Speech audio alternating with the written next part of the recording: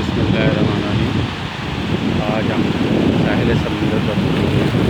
तो ये सामने आपको जो बड़ी बड़ी ये नज़र आ रही होंगी, ये क्रेनें हैं केमाड़ी के अंदर। जब कितनी दूर हैं लेकिन फिर भी नज़र आ रही हैं समुंदर। तो वो ये बहरी जहाज़ भी नज़र आ रहे हैं। और ये समुंदर देखें कितना चढ़ा पीछे चला गया है। और ये सामने आपको ये बैजे टाउन की बिल्डिंग नज़र आ रही होगी। और इसके बाद ये सामने देखें और अल अमार, ये सामने जो छोटे छोटे बिल्डिंगें नज़र आ रही हैं ये अल अमार है। ये देखें समुद्री लहरें आप।